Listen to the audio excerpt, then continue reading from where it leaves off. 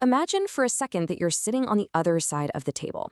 You aren't the founder nervously clutching a pitch deck, right? You're the angel investor. You literally have the checkbook in your hand. But where do you actually start? Someone across from you is passionately asking for the cash they need to build their dream company. Well, welcome to this explainer. Today we're going completely behind the scenes into the architecture of business financing, and we're looking at it strictly through the lens of the person writing those checks. Let's dive in. So, how does an investor actually evaluate a pitch? When a founder stands up there and asks for, say, 50 grand or $500,000, the person holding the checkbook isn't swayed by a pretty slide deck or the sheer passion in their voice. No way.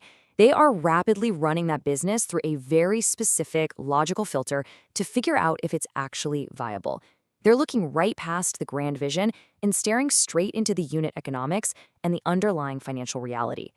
Think of this as our mental checklist for today. First, the need for fuel. Second, internal versus external money. Third, the startup funding problem. Fourth, evaluating repayment and solvency. And finally, number 5, debt or equity. Okay, moving right into part 1, the need for fuel, understanding business expenses. Look, before a coffee shop can pour its very first cup, the founder needs capital. They need it for operating expenses and capital expenditures. We're talking rent, furniture, expensive espresso machines, staff salaries, marketing, inventory, the whole shebang. Now, as an investor, you aren't just looking at this as a basic shopping list. You are actively evaluating their burn rate. You want to see exactly how efficiently this founder plans to deploy that initial capital. Because honestly, it tells you immediately if they're grounded in financial reality before they turn even a single dollar of profit. That brings us to section 2. Checking the books, internal versus external money. This sets up a really fundamental comparison for us. Internal financing versus external financing. As an investor, you want to know right off the bat where the company's money is currently coming from. Are they just burning cash and desperate for a lifeline? Or are they successfully compounding their own profits to fuel their growth? So, internal financing means there are no loans, no interest, and zero debt. The company is totally self-sustaining. But there's a bit of a paradox here for us. While internal financing is absolutely the safest bet you could ask for, founders pitch us because they want to grow exponentially faster than their internal cash flow allows. They don't want to just reinvest profits slowly. They are literally treating equity for speed. Which leads us to section 3, the startup funding problem, why banks pass and angels play. You know, banks almost always reject startups. Why? Because new businesses have no sales history, they have zero profits, and they have absolutely no proof that they're going to survive. A traditional bank has a super strict downside protection mindset. They absolutely hate risk, and they are not in the business of gambling on unproven ideas. But as an angel investor, you have an upside potential mindset. You actively price that exact risk right into the deal. Because traditional banks pass, startups tend to exhaust a very predictable progression of risk capital. They drain their personal savings, they hit up friends and family, and they lean on co-founders. Once those wells dry up, it leaves high-risk, high-reward angel investors as the primary bridge. We step in to provide that external financing early on, knowing full well that if we can successfully scale this business, the institutional banks will eventually be more than happy to lend to them later down the road. All right, let's hit section 4, evaluating repayment and solvency, the risk assessment.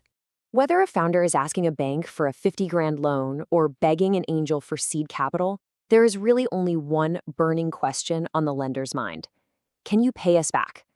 Everything, and I mean everything, in the pitch evaluation ultimately hinges on the answer to this single question.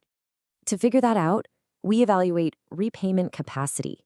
This is just a fancy way of saying the ability of a business to consistently generate enough money to repay its debts.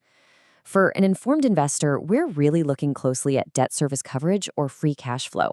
It's the absolute foundational metric used to approve funding and really assess the underlying health of a company's operations. The math here is simple, but it is brutal. We take the projected monthly income and minus the monthly expenses. If that projected income doesn't comfortably dwarf the expenses, the business is going to choke. It's really a binary outcome. Strong free cash flow, well, that means they're much more likely to get the green light for funding. But as investors, we always have to plan for the absolute worst case scenario. The question that keeps every financier awake at night is, what if you cannot repay the loan? What if the business completely fails to generate that leftover monthly cash? That introduces another incredibly important concept, solvency. Solvency just means the business has valuable assets that can be recovered if it fails to repay its debts. But here is where our angel investor focus is absolutely crucial. While traditional banks demand solvency as their ultimate safety net, early-stage startups rarely have it. They don't own big factories or fleets of delivery vehicles. And that lack of solvency, that's exactly what makes the angel's check so incredibly risky. Now, these valuable assets are known as collateral. Think property, land, buildings, maybe some valuable equipment.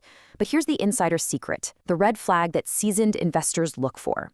Collateral is a safety net. It is not a business model. Actually, scratch that. It's more like a last resort. Because even with amazing property, if we have to literally seize a tractor to get our money back, the investment has already failed. A lender just wants the business to succeed and make its standard, boring payments. Finally, Section 5, debt or equity, structuring the deal. When evaluating a deal, founders and investors have to choose between two main paths: equity financing versus debt financing. Are they going to dilute their ownership by selling a slice of the pie, or are they going to leverage their balance sheet with debt so they can keep full control? The dynamic is pretty straightforward, but it's highly consequential. In equity financing, you aren't borrowing money, you're selling share ownership. Now, this frees up cash flow because there are no monthly installments, but it severely dilutes your future upside and profits. Debt financing, on the other hand, preserves your ownership, but you have to repay that loan with interest, and that puts a permanent monthly weight right on the company's chest. So, choosing the right option depends entirely on the business stage, the cash flow, the risk level, and those future plans. Smart business owners align their capital structure with their specific growth stage. And for us as angel investors, we're usually looking for equity. We want the explosive upside of a 10x return rather than the capped, say, 8% interest of a traditional debt structure. Ultimately, business financing isn't just about finding someone with a checkbook. It's about matching the exact right source of capital to the current stage of the business. Financing is about choosing the right source of capital at the right time. Understanding this profound realization is what separates the founders who build strong, resilient businesses from the ones who crash and burn just because of poor financial structures. Think about it. We've evaluated operating expenses, we've analyzed cash flow, assessed unit economics, and weighed that super heavy choice between debt and equity. You now know exactly how the person with the checkbook thinks. So, armed with this investor's mindset, are you ready to sit across the table and make your pitch? Thanks for joining me on this explainer. Keep these metrics in mind, and I promise you it'll completely transform the way you approach your next big venture.